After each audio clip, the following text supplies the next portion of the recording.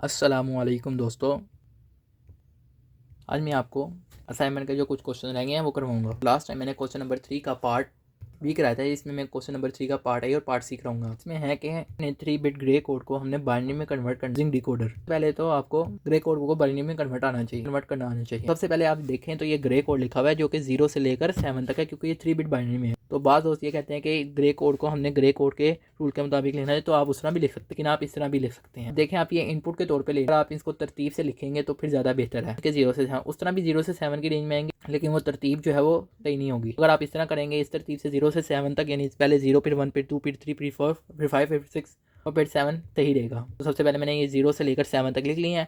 अब grey code को bind में किससे कन्वर्ट कर, मैंने डिस्क्रिप्शन में लिंक रखा हुआ है, वहाँ से जाके देख सकते हैं। मैं यहाँ पर आपको सिर्फ उसका आंसर लिखवाऊंगा। ये 3 बिट ग्रे में लिखा था, इसे बाइंड में कन्वर्ट कर दिया, लेकिन मैं फिर भी आपको एक एग्जाम्पल के जरिए समझा देता हूँ। अब ये देखिए, ये जो नंबर है ये लिखा हुआ है 100, ये ग्रे कोड में लिखा है। अब इसे हमने बाइनरी में कन्वर्ट करना। याद रहे कि दोनों के असूल चेंज, ग्रे को बाइनरी में और बाइनरी को ग्रे में करने के थोड़ा सा चेंजिंग वजह से ध्यान से करना है। आपने देख लेना कि किस में है और किस में कन्वर्ट करना है। मैंने कहा है कि ग्रे कोड में लिखा है, इसे बाइनरी में कन्वर्ट करना है। इससे पहले आप क्या करेंगे, पहला डिजिट जो भी है आप उसे उसी तरह लिखेंगे।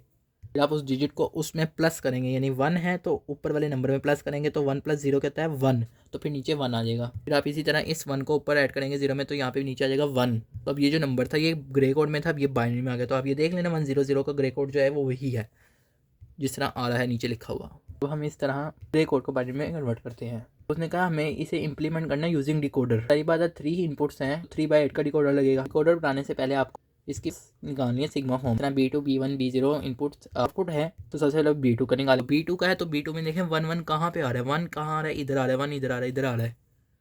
मीन्स के ये देखो 1 आ रहा है 4 पे, इस तरह 1 आ रहा है 5 पे, 1 आ रहा है 6 पे, 1 आ रहा है 7 में। तो सिग्मा में वही टर्म लिखते हैं जिनके 1 आते हैं आउटपुट में। इसी तरह B1 में वो टर्म आएंगी जो जिनमें 1 आ रहा है।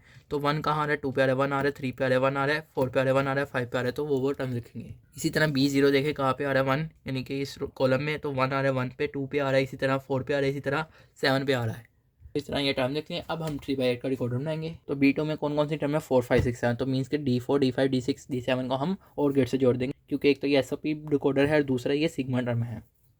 अगर आपको इसके बारे में नहीं पता हम इस तरह इसको कंबाइन किस तरह करते हैं, तो डिस्क्रिप्शन में लिंक है, वहाँ से जाके देख सकते हैं। 4 5 6 7 को जोड़ा और गेट से, तो अब ये हमें मिल गया B2।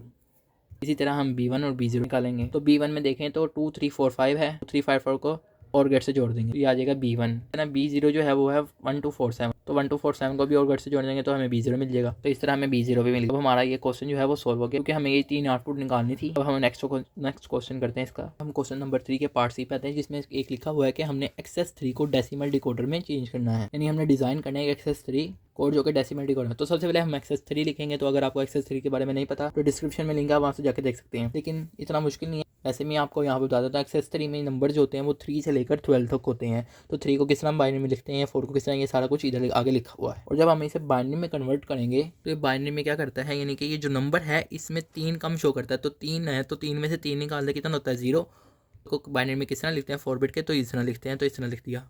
तो इस तरह हम एक्सेस 3 को डेसिमल डिकोडर में। इसी तरह अब ये 4 है तो 4 में से 3 निकालेंगे, क्योंकि एक्सेस 3 का मतलब ये है कि ये 3 ज़्यादा है, यानी कि ये जो चीज़ है ये इससे 3 ज़्यादा है। तो अब जब हम एक्सेस 3 को डेसिमल में करेंगे तो इसका मतलब हम 3 को कमी कर रहे हैं। तो 4 है तो 4 में से 3 निकाला, एक को किस तरह बाइनरी में शो करते हैं इस तरह। इसी तरह 5 है, 5 में से 3 निकालेंगे 2, और 2 को बाइनरी में किस तरह शो करते हैं। तो जब हम एक्सेस 3 को डेसिमल डिकोडर तो इस तरह चेंज करेंगे। देखें 5 में से 3, यानी जो नंबर है उसमें से 3 को माइनस करें, और वो आंसर जो आएगा उसे बाइनरी में जब करेंगे तो वो डेसिमल डिकोडर होगा, कि वो असल में डेसिमल में आ जाएगा, यानी कि इस तरह।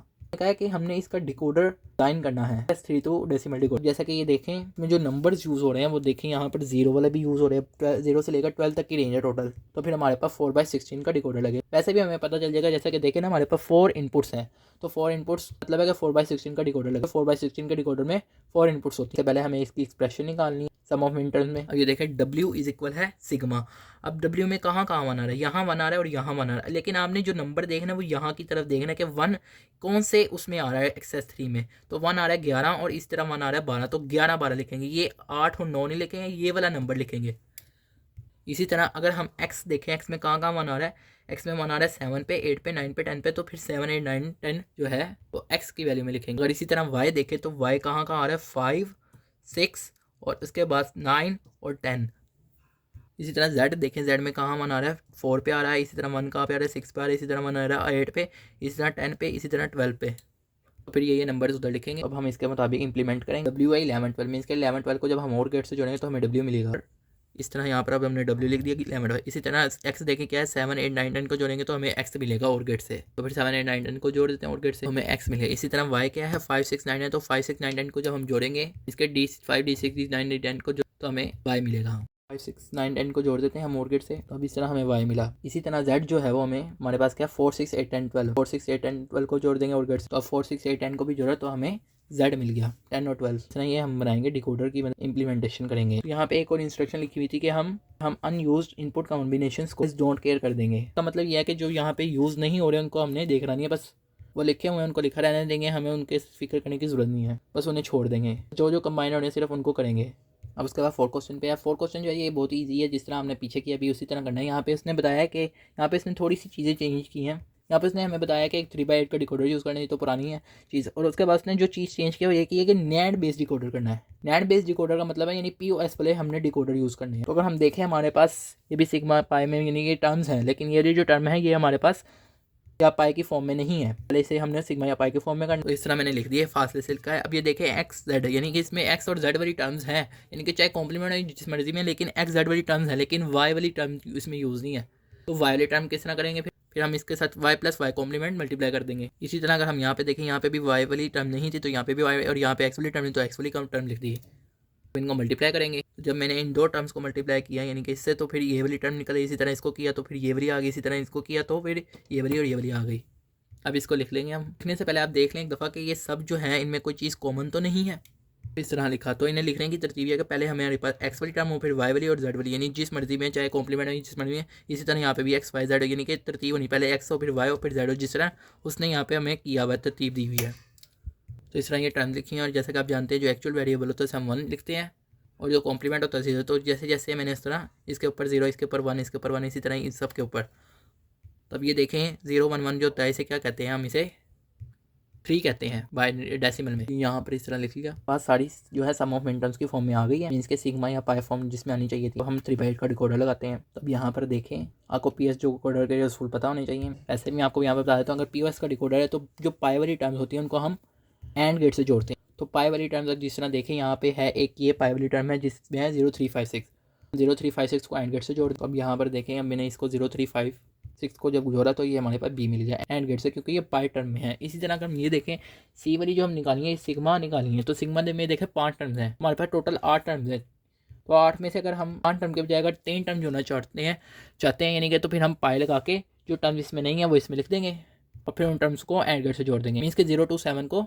तो याद रहे कि या तो फिर हम ये यूज़ करेंगे या यूज़ कर, बेस्ट जो है वो ये है कि आप ये वाला यूज़ करें, हम कम से कम हमें लाइन्स ड्रा करनी पड़े। तब जब 0 to 7 को मैंने जोड़ा तो हमें C मिल गया। इसी तरह A जो है उसमें है सिग्मा 2 4 7, तो फिर 2 4 7 को हम नैंड गेट से जोड़ें क्योंकि ये सिग्मा में है, हमने इस तरह किया, इस तरह हमें A भी मिल गया। तो जो पाई वाली टर्म्स हैं तो याद रहे कि ये जो डिकोडर है ये नैंड बेस्ड डिकोडर है, और नैंड बेस्ड डिकोडर में अगर पाई वाली टर्म्स हो तो हम उन्हें एंड गेट से जोड़ते हैं, और अगर सिग्मा वाली टर्म्स हो तो हम उनको नैंड गेट से जोड़ते हैं। अब यहाँ पे एक 2 सम ऑफ मिनटर्म्स दी हुई हैं। उसने कहा है कि हमने यहाँ पे भी एक डिकोडर के यूज़ करने हैं। उसने बताया कि जाहिर बात अगर आप देखें तो यहाँ पर हमारा 4/16 का डिकोडर लगेगा, क्योंकि यहाँ पे देखें 4 इनपुट्स हैं।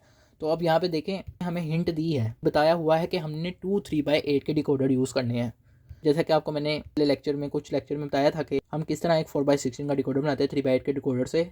तो अगर आपको नहीं पता तो डिस्क्रिप्शन में लिंक है, वहाँ से जाके देख सकते हैं। मैं वो बना लेता हूँ एक 4/16 का डिकोडर 2 3/8 के डिकोडर की मदद से। तो अब ये देखें मैंने एक 3/8 के 2 डिकोडर की मदद से एक 4/16 का डिकोडर बना लिया। उसने कहा है हमने पहले इंप्लीमेंट करना फंक्शन। तो अब यहाँ पे देखिए ये सिग्मा में है, ये एक बहुत लंबी टर्म है, तो अगर हम इसे पाई में कर लेंगे तो ये शॉर्ट फॉर्म में आ जाएगा। तो अब ये SOP डिकोडर है, लेकिन यहाँ पे उसने रिस्ट्रिक्शन नहीं दी कि आप SOP वाला या POS वाला करें, तो फिर आपकी मर्जी, आप जो मर्जी कर सकते हैं। यहाँ पे मैं SOP डिकोडर यूज़ कर रहा हूँ। SOP में ये होता है कि वो सिंगल टर्म होता है, जो कि POS में बबल लगे होते हैं फिर उसके आगे होती है।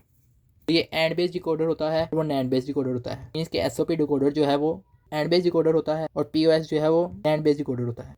तो अब यहाँ पे देखें सबसे पहले फंक्शन f को जब हमने इंप्लीमेंट करना है तो किस तरह करेंगे, 2 5 8 10 को आपस में कंबाइन करेंगे गेट की मदद से। ये SOP डिकोडर है, टर्म जो है वो सिग्मा में है। 2 5 8 10 को जोड़ा तो अब हमें f मिल गया। इसी तरह अब हम g को करेंगे, उसमें क्या है 1 4 6 10 13 और बाय पाई है, इसका मतलब हम इसे नोर गेट से जोड़ेंगे 1 4 6 10 13 को, उसके बाद पाई है SOP डिकोडर है। यहाँ पे देखें हमें g भी मिल गया। गौर करें तो आपने 2 3/8 के डिकोडर यूज़ कर लिया, इसने कहा था 2/4 का मक्स भी यूज़ कर। 2/4 मक्स की क्या शर्त है कि उसमें 2 इनपुट्स होनी चाहिए। तब ये जो है इसके लिए तो आउटपुट है, लेकिन मक्स के लिए इनपुट के तौर पे काम करेगी। जनाब ये हमने 2/1 का मक्स लगा दिया और उसमें जो इनपुट्स हैं वो F और G हैं। लेकिन यहाँ पर उसने एक और हिंट दी हुई है जो कि ये है कि सिलेक्शन इनपुट ऑफ मक्स जो है वो सिलेक्ट करेगा एदर F या G एट इट्स आउटपुट। इसका मतलब ये है कि जैसे कि आप जानते हैं जो मक्स होता है वो सिलेक्शन लाइन पर डिपेंड करता है। तो सिलेक्शन लाइन क्या होगी, या 0 होगी या 1 होगी। अगर सिलेक्शन लाइन 0 होगी तो मीन्स के G वाला चलेगा, यानी ऊपर वाला चलेगा जो पहले हमने लगाया है। अगर आप सिलेक्शन लाइन 1 कर दोगे फिर आपका नीचे वाला चलेगा, मीन्स के F चलेगा। तो यही कह रहा है कि उसने बताया हुआ है कि वो यही चीज़ बता रहा है जो सिलेक्शन इनपुट है मक्स की वो आउटपुट एक वक्त में F देगा या G देगा। तो डिपेंडिंग करता है कि उसका दिया जा रहा है। अगर 0 दिया जाएगा तो फिर ऊपर वाली करेगा मीन्स के G, और अगर 1 दिया जा रहा है तो फिर ये F वाली करेगा। उम्मीद है कि आपको यहाँ तक क्वेश्चन समझ आए होंगे। आप सब दोस्तों का लेक्चर सुनने का शुक्रिया।